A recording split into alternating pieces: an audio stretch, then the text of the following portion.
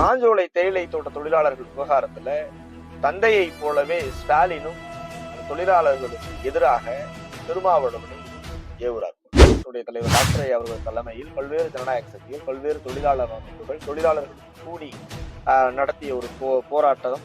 அந்த போராட்டத்தில் ஒரு 17 பேர் கொல்லப்பட்டாலும் கூட அந்த போராட்டத்தின் விளைவாக தான் இந்தியா முழுவதும் கூடிய தேயிலை தோட்ட தொழிலாளருடைய வாழ்க்கையில் ஒரு வசந்தம் வீசப்பட்டிருக்கிறது. அவர்களுடைய ஏக்கர் நிலம் பிரிச்சுக்கிறதுக்கு அரசாங்கம் பேச்சுவார்த்தை நடத்தும். மாஞ்சோலை தேயிலை தோட்ட தொழிலாளர்கள் விவகாரத்துல தந்தையை போலவே ஸ்டாலினும் தொழிலாளர்களுக்கு எதிராக திருமாவளவனை ஏவுறார்.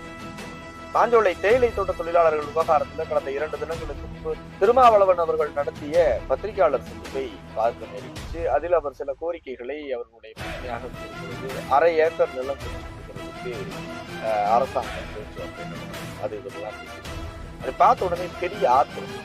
இதே போலதான் 1998ஆம் ஆண்டு மாஞ்சோலை தேயிலை தோட்ட தொழிலாளர்களுடைய பல்வேறு வாழ்வுரிமை அடிப்படை பிரச்சனைகளை முன்வைத்து புதிய தலைவர் டாக்டர் அவர்கள் தலைமையில் பல்வேறு ஜனநாயக சக்திகள், பல்வேறு தொழிலாளர் அமைப்புகள், தொழிலாளர்கள் கூடி நடத்திய ஒரு போராட்டம். அந்த போராட்டத்தில் ஒரு 17 பேர் கொல்லப்பட்டாலும் கூட அந்த போராட்டத்தின் விளைவாக தான் இந்தியா முழுவதும் கூடிய தேயிலை தோட்ட தொழிலாளருடைய வாழ்க்கையில் ஒரு வசந்தம் வீசப்பட்டு இருக்கிறது. அவர்களுடைய விடுதலை உறுதி செய்யப்பட்டிருக்கிறது, அவருடைய வாழ்வாதாரம் உறுதி செய்யப்பட்டிருக்கு. ஆனால் அந்த போராட்டத்தில் இந்த நயவஞ்சகன் திருமாவளவனுடைய பொறுப்பாளராக இருந்த அன்றைய தேதியில் இருந்த சேவியர் அப்படிங்கிற ஒரு மூலமா அந்த போராட்டத்தில் குறிப்பிட்ட பறையர் சமூக மக்கள் மட்டும் கலந்துக்க கூடாதுன்னு அறிவுறுத்தப்பட்டுச்சு. அவர்கள் கலந்துக்கல. அதுவும் கூட திருவாளர் கருணாநிதி அவர்களுடைய கட்டளையின் பேர் தான் நடந்தது. எந்த தேதியிலும் மாஞ்சோலையை பொறுத்த மட்டும் அங்கு உள்ள மக்கள் மிக தெளிவாக தான் இருக்கிறாங்க. யார் போய் ஏமாத்தினாலும், யார் போய் அவர்களை மனசை மாத்தணும்னு நினைச்சாலும் அவர்கள் ரொம்ப உறுதியாக தான் இருக்கிறாங்க. இப்போது அண்மையில் கூட அறிவிக்கப்படாத திமுக மாவட்ட செயலாளர் போலவே நடந்துக்கக்கூடிய மாவட்ட கலெக்டர் அவர்களுடைய உத்தரவின் பேரில் மறுவாழ்வு முகாம்கள் அப்படிங்கிற பேர்ல சில நிகழ்ச்சிகள்லாம் ஒருங்கிணைச்சாங்க. அந்த மக்கள் புறக்கணிச்சிட்டாங்க. அவர்கள் நீதிமன்றத்தினுடைய வழிகாட்டுதலில், நீதிமன்றத்தினுடைய அறிவுரையின் பேர்ல அந்த நிர்வாகம் தற்போது பின்வாங்கி இருக்குது. புதிய மிஷனுடைய போராட்டம் மீண்டும் விஸ்வரூபம் எடுக்கக்கூடிய அந்த நிலையில மக்கள் முழுவதுமாக புதிய மிஷனுடைய குரலை ஏற்று நம்பிக்கையோடு பின்னால் நிற்கிறாங்க. வரக்கூடிய 22ஆம் தேதி மீண்டும் விசாரணைக்கு வர இருக்குது அந்த வழக்கு. இந்த சூழ்நிலையில இந்த மாதிரியான பிற்போக்குத்தனமான அடிமை சிந்தனைகளை மீண்டும் அந்த மக்கள் மனசுல விதைக்கக்கூடிய நடவடிக்கைகளை திருமாவளவன் நிறுத்திக் கொள்ள வேண்டும். இது மிகப்பெரிய ஒரு தவறான நடவடிக்கை. உங்களால் நிச்சயமாக அந்த மக்களுடைய போராட்ட குணத்தை புரிந்து கொள்ள முடியாது. அந்த மக்களோடு நின்று போராட முடியாது உங்களால். அதற்கு நிறைய உதாரணங்கள் இருக்கு. மனித மலம் கலந்த குடிநீர் தொட்டி, இந்த பிரச்சனையை தீர்க்க முடியாத உங்களால் மாஞ்சோலை பிரச்சனையை எப்படி தீர்க்க முடியும்? முதலில் அதை புரிஞ்சு கொள்ள முடியுமா?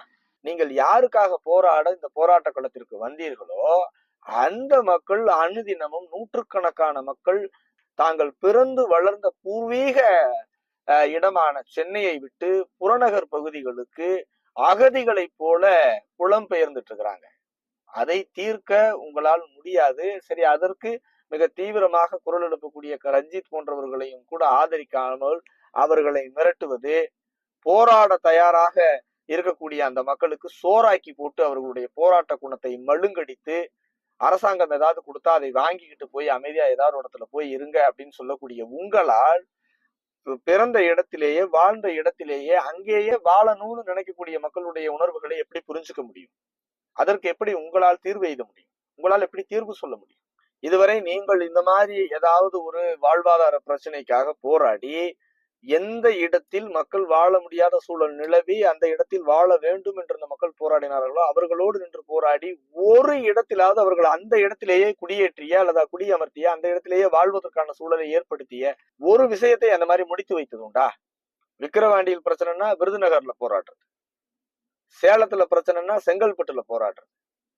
இப்படி அந்த மக்களின் போராட்ட குணத்தை மழுங்கடித்து இனிமேல் போராட வேண்டும், போராட முடியும் என்கிற நம்பிக்கையே எண்ணமே இல்லாமல் ஒரு பெரும் ஜனத்திரளை மழுங்கடித்து விட்டு மீண்டும் இந்த பக்கம் போராட்ட குணத்தோடு இருக்கக்கூடிய அந்த மக்களிடம் வந்து மீண்டும் அவர்களிடம் போய் உங்களுடைய அந்த பிற்போக்குத்தனமான சிந்தனையை விதைக்கக்கூடிய வேலையை செய்யக்கூடாது. அது என்ன 1/2 ஏக்கர்? 1/2 ஏக்கர்ல என்ன விவசாயம் செஞ்சிட முடியும்? அங்கு தேயிலை தோட்டங்களுக்காகத்தான் அந்த காடுகள் திருத்தி தோட்டங்களாக மாற்றப்பட்டிருக்கு. அங்கு தேயிலை தோட்டமாகத்தான் இருக்கு. அவர்கள் தேயிலை தோட்ட தொழிலாளர்களாகத்தான் இருக்கிறார்கள். குத்தகை முடிந்திருப்பது அந்த நிர்வாகத்திற்கு. அந்த நிர்வாகம் வெளியேற வேண்டும். அந்த நிர்வாகத்திடமிருந்து இந்த மக்களுக்கு வந்து சேர வேண்டிய, நியாயமாக அவர்கள் கொடுக்க வேண்டிய ஆதாரங்களை இவர்களுக்கு கொடுத்துடணும். அவ்வளவுதான். கொடுத்துட்டு அந்த நிர்வாகம் வெளியேறிவிட வேண்டும்.